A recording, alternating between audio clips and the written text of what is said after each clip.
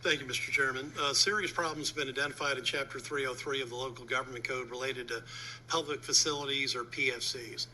These include the creation of lucrative tax shelters for private developers with little public benefit, and this is taking millions of dollars and actually multiple digits of millions of dollars of property valuations from tax rolls and spending by county.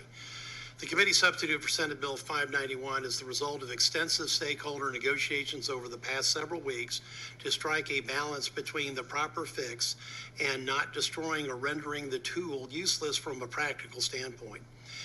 As filed, Senate Bill 591 was intended to give affected taxing entities more say in when valuable properties are pulled from their tax base, and to ensure that the public actually receives a public benefit in the proportion of the multi-million-dollar property and sales tax breaks afforded under the PFC statute.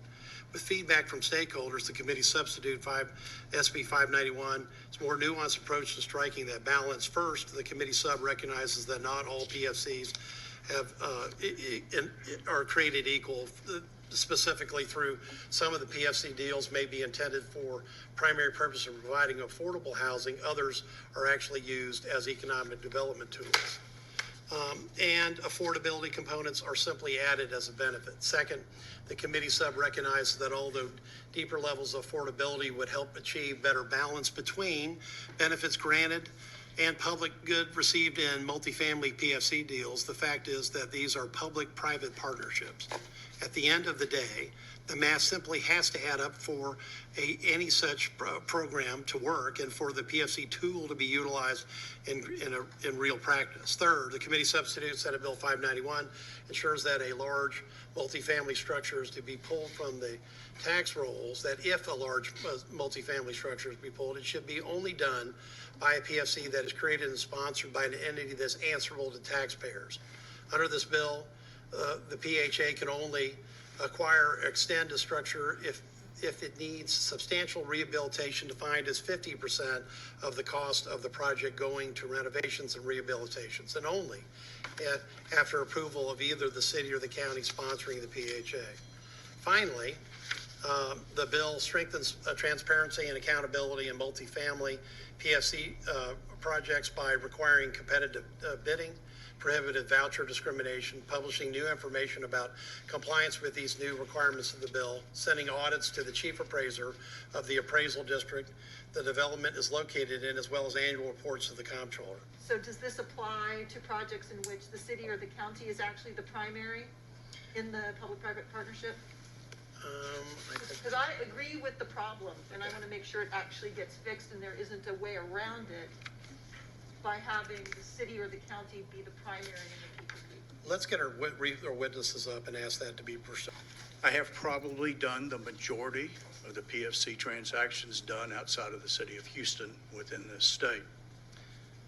And I came to testify in favor of the the Senate bill substitute, because it is unique in that the senator has struck a balance to allow the original purpose of this bill to go forward.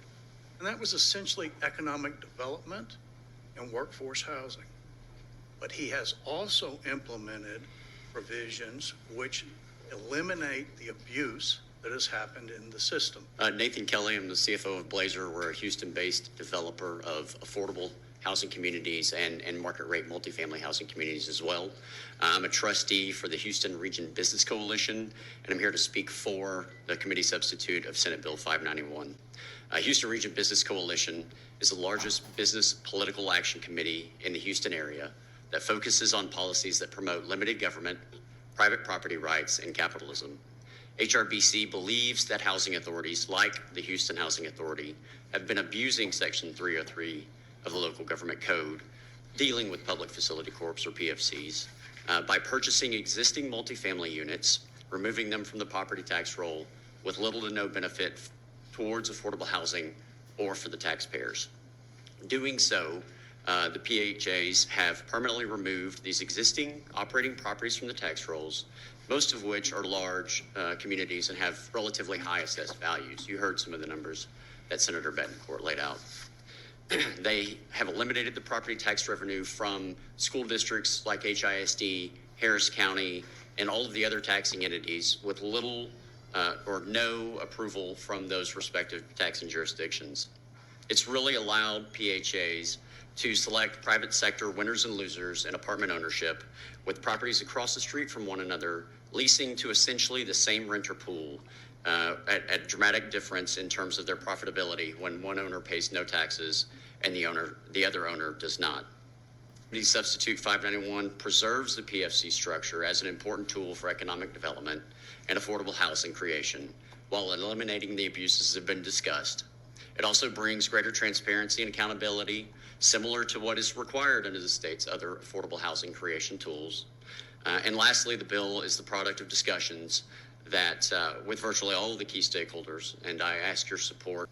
Thank you, Mr. Chairman and committee members. My name is Alistair Jenkins. I'm here today representing the NRP Group and testifying in favor of the committee substitute for SB 591.